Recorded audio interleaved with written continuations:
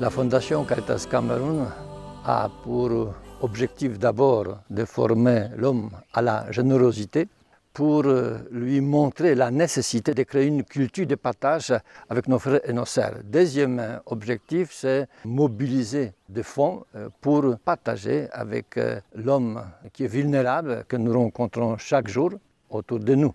Troisième mission, c'est justement partage véritable et solidaire avec l'homme qui est en souffrance. Caritas est là pour rappeler la place fondamentale de la dignité de la personne humaine, à tout ce qui entre dans la justice sociale, parce que nous pensons qu'il y a parfois des injustices, j'allais dire, liées à la répartition universelle des biens, et donc Caritas s'intéresse à tous ces volets pour que, n'est-ce pas, justice soit rétablie. Cette action caritative, elle existe depuis la création de l'Église qui est au Cameroun de 1890, parce que c'est à partir des premiers missionnaires jusqu'à aujourd'hui, dans les paroisses, dans les communautés chrétiennes, dans le diocèse, en général l'Église qui est au Cameroun, il y avait cette préoccupation des personnes vulnérables, personnes en souffrance. Il y avait une nécessité d'abord d'approfondir les statuts et d'être reconnu, d'abord par la conférence qui s'était faite, ensuite par l'État. Maintenant, nous avons déjà une possibilité d'agir d'une manière légale auprès de l'État, auprès des autres organismes. Et donc Caritas a pour fondateur dans cette église, et à la tête, il y a des évêques. Et puis il y a un président de la Caritas Cameroun, qui est Monseigneur Yann Osga, évêque de Doumé-à-Bomban, qui travaille avec un coordinateur national, avec des chargés de programme.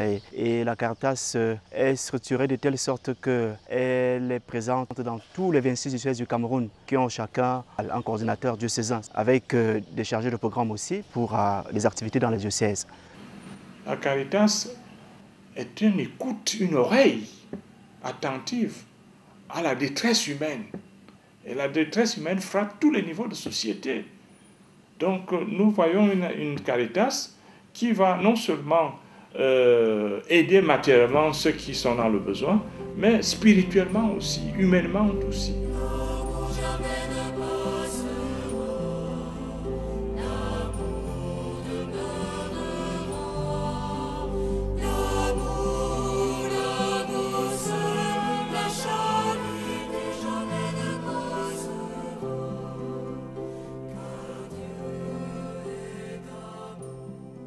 De 2015, peut-être à une date très récente, des appuis divers ont été apportés aux enfants. 3 988 enfants, par exemple, ont été recensés, qui ont reçu des appuis scolaires dans plusieurs localités au Cameroun. 432 enfants et jeunes ont reçu des appuis sanitaires et nutritifs. Ça, c'est à Garoua.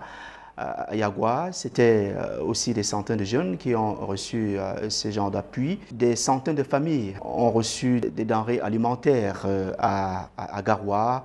Des kits hygiéniques ont été distribués. Des actes de naissance ont été établis. Vous savez qu'il y a ce problème-là qui se pose dans ces régions, par exemple.